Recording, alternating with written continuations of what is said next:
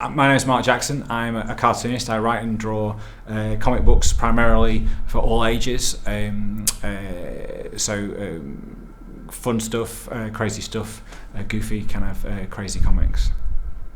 I'm always most proud of the thing I'm working on at the moment. But over the past few years, I've managed to do some work, write and draw some comics and create characters for the BEANO, which was a huge thrill. So that's what I'm particularly proud of that achievement, and just the fact that I can now say that I'm a cartoonist for a living, and it's the thing that you always aspire to be when you first sort of get into comics and creating comics when you're younger. So to be able to sort of shout loud and proud that I am a cartoonist is a real thrill. So just being able to make comics and then come to events like this and interact with people, get a chance to sell your stuff, just get a chance to put comics in front of people who may not have seen comics before, particularly youngsters who didn't have the fortune of growing up with comics perhaps the way I did, because comics aren't as readily available in newsagents and stuff like that anymore. So I think it's important to introduce children to comics again. Yes. So the point in my life when I considered myself to be a professional was you always go through the first time you're a professional is when somebody pays. When I first had my first paid comic job, which was I used to do a 4-panel comic strip for my local newspaper. It was quite an arts-focused newspaper, and I approached the editor about whether he would be interested in running a comic in there. Newspapers don't commission, especially local newspapers, don't commission comics anymore, and big newspapers don't. They have a syndicate that they tap into that pool. Some of them, you might get a couple of random ones, but for the most part, that isn't happening.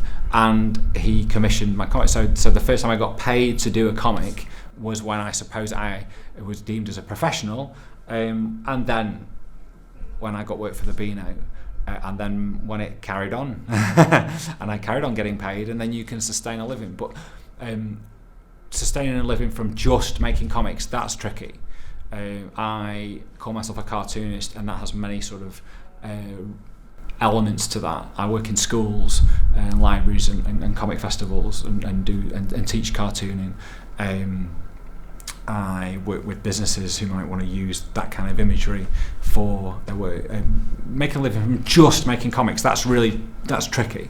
But I'm fortunate that I get to do that as well. So there's lots of cool things going on. My favourite stories, whether it be films or comics, I grew up in a very sort of fantastic period for film and TV in the sort of late 70s, 80s, and my love of Star Wars runs through everything, and then Star Wars led me to Marvel Comics, which then led me to superheroes and Spider-Man. I'm a huge big Spider-Man fan.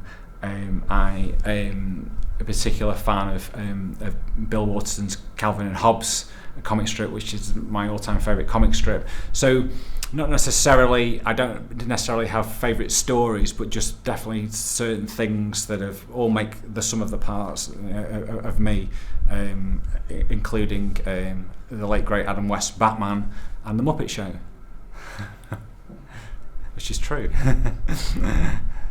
The person whose work I admire the most, again, are the cartoonists that inspired me, and particularly when I was sort of growing up, when I was sort of like around the 11, 12 age range. I mentioned Bill Waterson, who's the cartoonist and creator of Calvin and Hobbes. It was just an incredible comic strip, inspiring and visually, and just the way he crafted the stories, the comic strips, and the incredible amount of work that he put into 4-panel comics. Every single day you would read one of these, and he's producing more than one a day. People like Lou Stringer, who is meanwhile has become a friend of mine, but Lou used to do little comic strips for the Marvel UK comics, and these comic strips would jump out at me because in amongst the Transformers or the Spider-Mans or the more sort of serious kind of comics, there was this little 4-panel comic strip, and that would be the first thing that I would read. because that was the thing that I really connected with, because it was kind of where I hoped that I was going. And so they kind of jumped out. So, you know, Bill Waterston, Lou Stringer, Sergio Aragonés, who is one of my all-time favourite cartoonists, there's a lot of people who sort of I take in and then give back. So my creative process is I will initially either come up with a character, the kind of thing that maybe I'm inspired by at the time, something, you know, I've been reading this, and it can come from I can be inspired by a particular thing that then leads me to do a particular kind of comic that might, to the casual person, go, well, how has that inspired this? But it kind of happens in a weird way. So that, you know, suddenly I might think to myself, I want to do, you know, kind of like a sci-fi kind of monster mystery kind of thing because I've been reading this or watching that. And that's always been the case. You know, you watch a film and it make me want to make a comic, you know, for as long as I can remember. So I would come up with the idea of where I was kind of wanting to be, and then I would literally sit. Maybe I would do some drawings of the characters first. Once I'm kind of happy, I've got like a bit of a cast, and this character could be this, and this character could be that, and this character could lead the story this way, and then literally I would then. Okay, I'm ready to make a comic, and I type up a script. It's just all dialogue driven. I don't really do a lot of explanation to what's going on. That's kind of in my head. Everything's kind of driven by dialogue, and then once I'm kind of happy with that, I draw it, I letter it, I colour it, and get it out there. So, what's the one character I would most like to draw? Oh, that's a good question. I mean, even the characters that I would like to draw for a living, for a job, I've probably maybe drawn. You know, we all kind of draw our kind of favourites, but I'd love to do my version of a Spider-Man comic, or probably even more so my Star Wars comic. Whether that is the further adventures of Jar Jar Binks, who knows? But maybe I'm the one who could pull him back into popularity. You know, Jar Jar Binks, the clumsy years, was something I always thought was they didn't latch onto that enough. That was his big hook. He was clumsy, and I think we need to see. I could do a good job. It's just waiting. I'm just waiting for the call. Yeah. Marvel. Is always Marvel, because that's just what I was reading.